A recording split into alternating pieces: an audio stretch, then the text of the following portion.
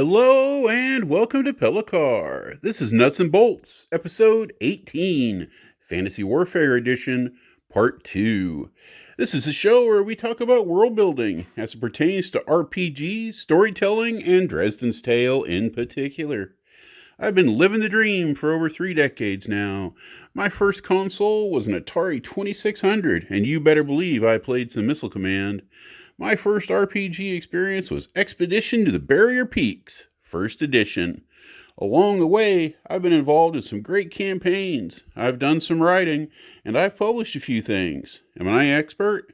In some cases, I'm confident I can say I am. In others, not so much. But today, we're talking about fantasy warfare, and on this one, you can trust me. Adventurer, it's time for you to get your ship together. Luckily, that's exactly what we're talking about today. Ships, that is. Mostly warships.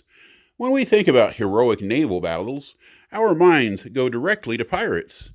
Generally, those of Caribbean descent, I would venture to assume. Well, that won't do. You can split the history of naval warfare into some pretty distinct phases. Back in the Roman days, things were pretty simple, but highly organized. They were great administrators and pretty tech-savvy when it suited their needs. Ship-mounted siege aided in landing actions and ship-to-ship fighting.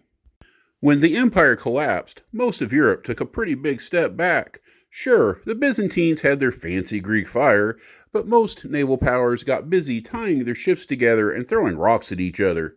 From there was a slow but steady 500-year-long development of tactics, all directed toward making merchant ships as battle-worthy as they possibly could. Then the 15th century brought gunpowder and ruined everything. That's where we're at, right before the gunpowder part. We'll get into more details along the way, but I'm going to recommend you check out Druckenfell's YouTube channel, specifically his video titled Basic Fleet Tactics, 1,000 Years of Holding the Line. I've just spent the last few minutes summarizing his first 20 minutes of that video, but there's some good stuff that isn't pertinent to what we're doing today. You might still want to hear it. I'll try to post a link, but let's face it, my track record isn't the best in these regards. Next caveat. If you play with gunpowder or a direct equivalent, that's great. But that's not the world I'm covering today. Cannons completely change the naval warfare landscape. We will talk about some high magic possibilities at the end, but most of our discussion is going to be for mid-range, normal magic levels. Okay, can we start? Let's start.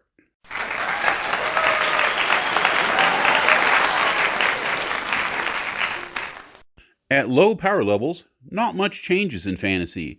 If you have dedicated warships, you'll most likely see permanent emplacements of anti-personnel siege, heavy crossbows, ballista, torsion engines for hurling both rock and spears. But these are not for sinking ships. They're for clearing the deck of defenders and preparing for boarding operations. However, sails and steerage are viable targets depending upon what you're shooting. Defensively, you will certainly have fore and aft castles.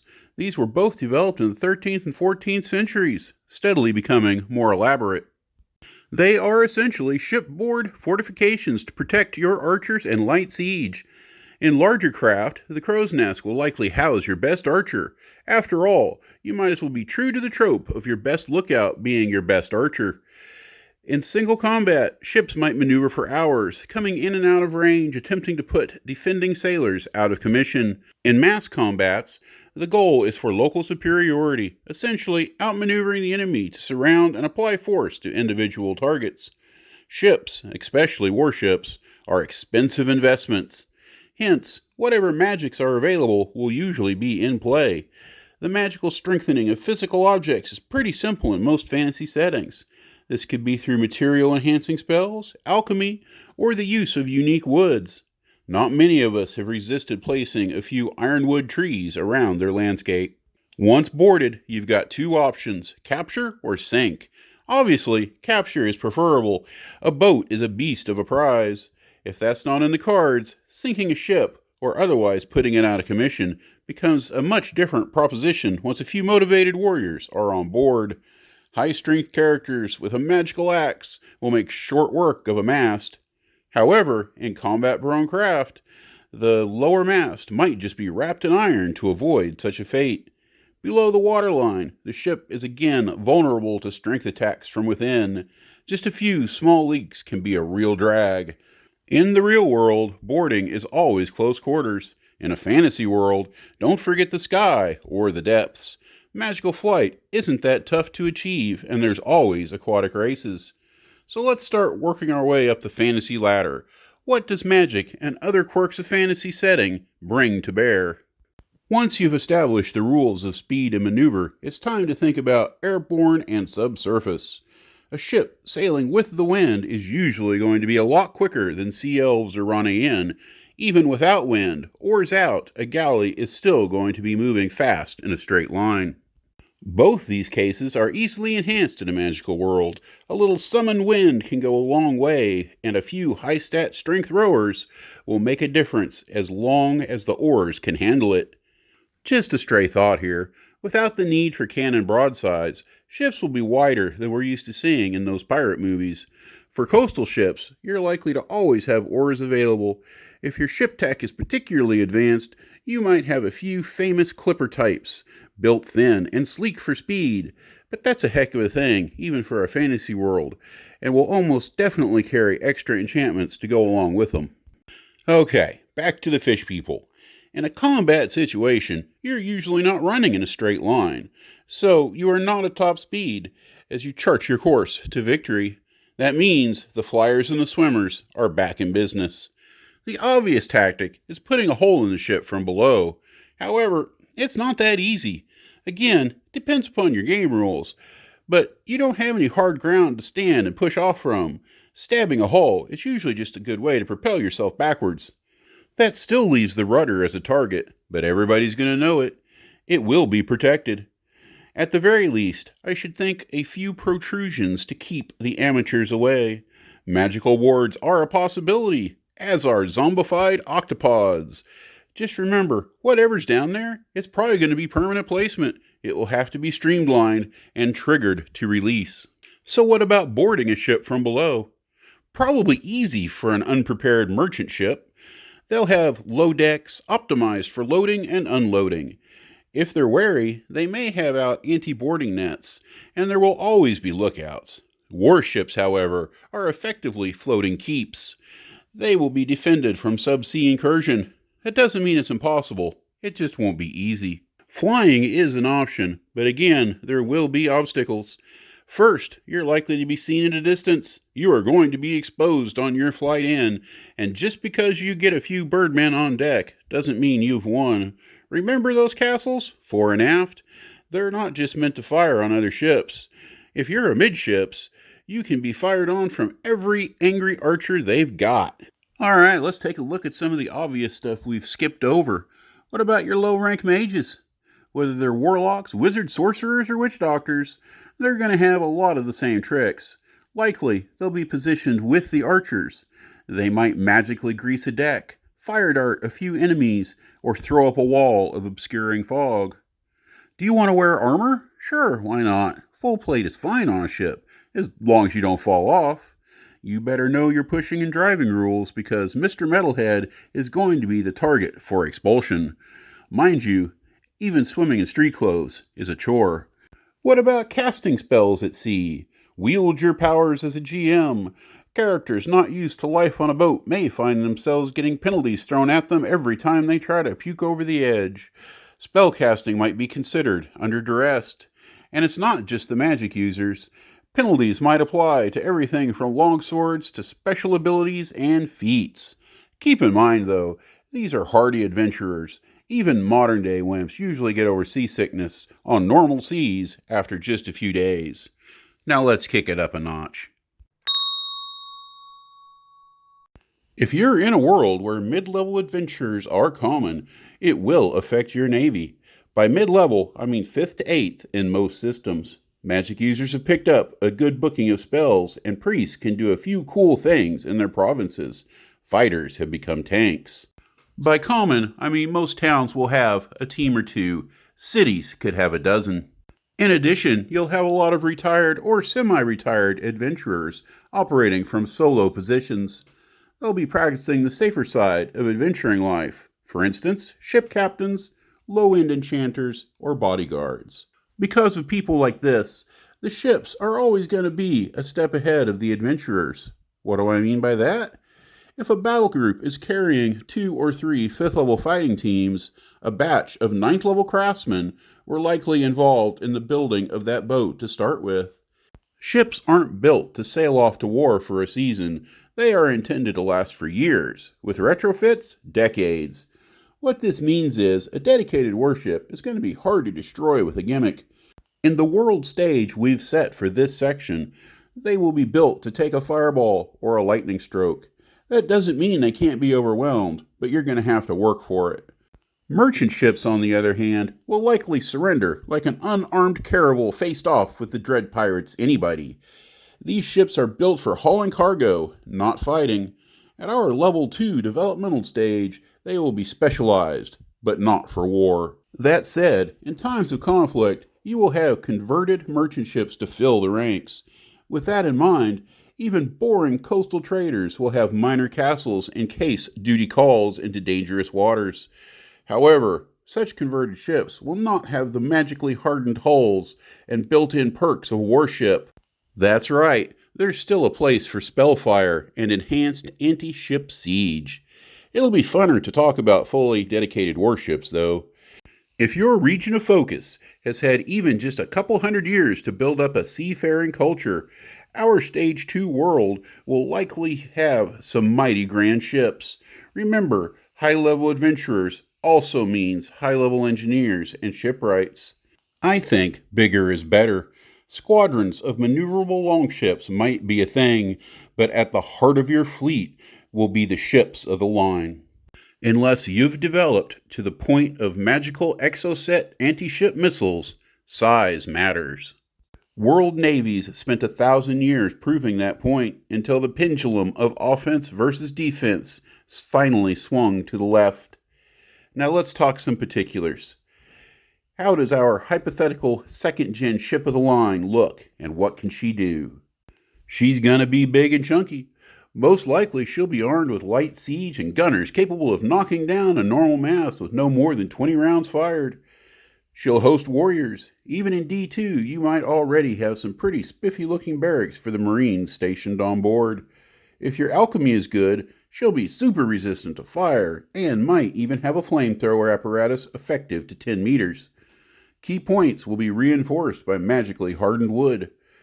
While you're getting into some fairly cool concepts, not a lot's become functionally different. Most of the action is still going to come during the lengthy tit-for-tat engagements at range, and the whole wham-bam thank-you-Bob boarding actions that it all leads up to. Developmental Stage 3. Yeah, the whole developmental thing is in development. You know you're all guinea pigs in my highly experimental formatting. Enjoy the ride. Stage 3 means every squadron of warships, let's say 10 boats, is going to have a strong 8-ish level team and a couple of 5th level teams. It also means that the ship would have had a few engineers damn near at the top of the food chain, say 15th level. I think the defenders still have the advantage here, but not by a lot. Priests and mages with anti-structural spell capability can do some real damage. If 2 of these forces meet, there will most definitely be ships lost. So what really changes? Single spells, like harmful fogs, can now encompass entire ships. At the very least, the craft will be helpless during the duration of the spell. At worst, crew members who don't abandon ship might be forced to pay the ultimate price. Automation becomes a thing. Enchanted ropes, sails, oars, and the like might not be the rule, but definitely an option. In most cases, they'll be supplemental to a still present but reduced crew. Back on offense, water elementals or great ocean-going beasts may come into play. Siege is more likely to become magical. Flight, including faster flight, becomes more likely. Standing against the upgrades will be bigger ships, likely grown to the point they can support ironclad fore and aft castles. The most dangerous ships might even mount 1 or 2 magically enhanced catapults or tree buckets. In my opinion, this is the starting point of a highly magical campaign. If you're working with naval civs, take a hard look at what their fleets have to offer. Shipwrights and famous captains might be some of the most celebrated people in the land. The city hosting a state's primary shipyard will be well known, a great deal of its industry involved in the pursuit. The fleet will be part of civic life. Racing and reviews will occur throughout the year. In a setting like this, early missions might include securing local wood sources, fighting a fire in the sail sewing district, taking a gift to the local fish people to secure passage through their seas, the gathering of swamp gas to fuel flamethrowers. Give your characters a chance to gain certifications in shipboard procedures in anticipation of a future naval campaign. Is that it? I guess not. There is definitely another level or two of development in the naval ladder, but at this point, you're talking hero ships and borderline sci-fi stuff. You are also getting into power levels where your mages are casting harpoon missiles and priests summoning tidal waves. Priests of Orlok in my system gain an offensive spell that parts the sea below a ship. First it drops, then the water comes rushing back into the hole. At these high levels of power, top-line ships are powered by wish magic. They operate scrying rooms as good as any radar system. You don't let an unknown ship get within a mile if you can avoid it. Ever. This is the land of explosives-packed speedboats manned by suicidal undead or pure magical automation. How does anybody survive? The same as the modern world. You don't go to war. Look to modern naval combat for tactics. The enemy is targeted at extreme range, possibly by strong teams teleporting in or dropping from griffins. No reason not to build an aircraft carrier. Eventually, you get into flying ships and submarines. The sky's the limit. For a while, let's go to space. Seriously though, if you're running a super high magic world, you can custom design whatever you want to. Toning things back down a bit, if you want a few hyper cool ships around, but want to limit the overall magical level of the world, that's what artifacts and relics are for. You can build stuff and hand-wave its existence to ancient history and the will of the gods. Basically, magic beyond the reach of the PCs. I would recommend establishing what your most powerful things are in the world, first by region and then overall. This includes weapons, ships, armors, and mounts. It's always a good idea in creating your list of tallest, strongest, longest, etc. It sets standards and adds scope to your worlds. And that is what we're here for. Hopefully, I've helped a bit. One of my goals here, aside from getting rich and famous, is sparking just one idea in each of you. You've listened this far, thinking most of the way, I already do this stuff. But it's just that one odd thing that I hope I've added to your bag of tricks. Tell me about it in the comments. And tell me what aspects of fantasy warfare you want to talk about in the future. This is a rich field, and I want to grow some coolness. However, that's all the cool I can handle for today. Thank you all for dropping by. You didn't have to spend this time with me, but you did, and I appreciate it. My name is Lewis Nichols, and thank you for dropping by. Cheers. Appendix number 1. As usual, we're going to try to do this one-take style. So let's review. I feel like I get bogged down a lot in over-explaining and sometimes miss the important points. Part of scripting is trying to keep things in context and being accessible. In the appendices, it's just me talking to you. So, what the hell is the answer to the question? What's the real impact of magic on naval warfare? I think the answer is uncertainty. In the real world, you know some terrifying things can happen in combat, but it's fairly easy to wrap your head around it. In the opening of an engagement, you fire your bow or you keep your head down. In boarding, it's defend the castles, and eventually it's sword to sword. With magic on the table, you might just have your mast shattered by a lightning bolt. You might never see your enemy when the sea elves rip away your rudder. The real horror is finding out that a fighting team has gotten on board and your only chance is to throw bodies into the meat grinder. Maybe the expert swordsman will eventually get worn down, but you're just one man at arms with a spear. You're basically trading your life for his round of fatigue. A good assassin might kill the command crew in the night. You won't even know if he's gone or just waiting to kill the rest of you at his leisure. Unless magic is really rare, I don't think the fear of a fireball is any worse than the fear of cannon fire. At some point, every soldier has to decide they are immortal, at least until they're not. Higher up in the magic power scale, it's not much different than it is today. I suppose the Falkland Islands conflict is still the closest example to modern naval warfare. If tech exists that can just delete a ship, your only hope is not being the one that gets deleted. You hope your safeguards are good enough and you do your job. So yeah, we're right back to our usual conclusion. Modern warfare is a good comparison to magic.